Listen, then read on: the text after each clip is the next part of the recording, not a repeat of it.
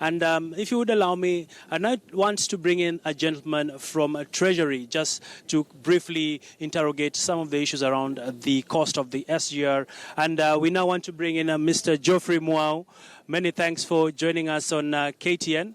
And of course, this is a big day for Kenya, a lot of expectations, and we do want to hear from you. Perhaps Mr. Mwau from Treasury, talk to us, what are some of the expectations of Treasury, especially when it comes from a cost management point of view? Well, one of the great expectations from Treasury is that it is going, this standard gauge railway is going to contribute tremendously in the reducing the cost of doing business. You know, it takes quite a while to ship containers from the port to Nairobi and even to Kisumu and Uganda. Now it's going to reduce that. It's going to decongest the port. And all those are all costs that are borne by the business people. So from a business standpoint, this is a great investment.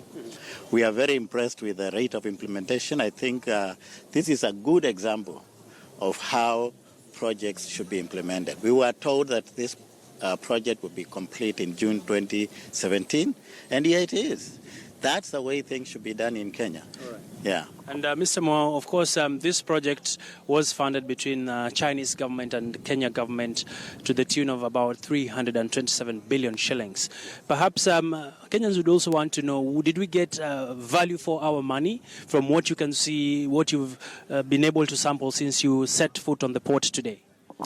Yes, I think the project quality is fantastic, and the wagons, and it's good. So in my view, we have value for money on this project, and it is started in time. You know, the other countries where they start a project like this and still not functioning up to now. All right.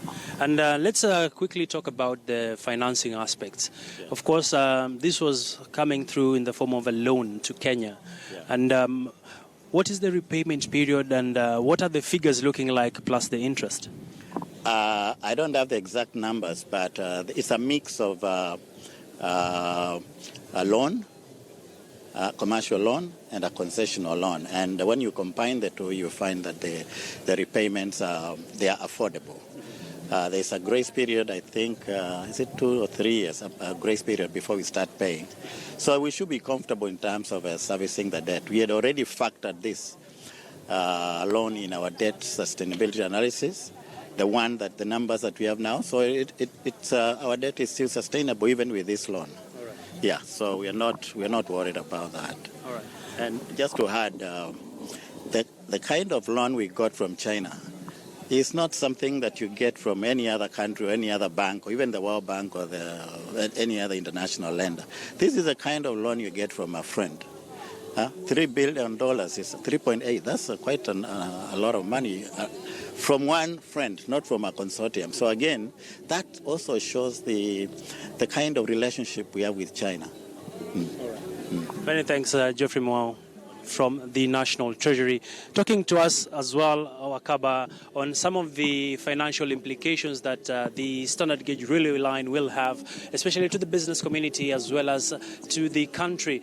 Of course, Kenya had earmarked to spend 15% of that figure of 327 billion shillings, and the rest was financed by the Chinese government through a debt arrangement. So right now, the president is yet to come, and we'll still be keeping it here, and we'll be updating you as and when the president checks in. And of course, we shall be bringing you the live updates from this side of town. Wakaba, I don't know if you have any last questions from Nairobi. And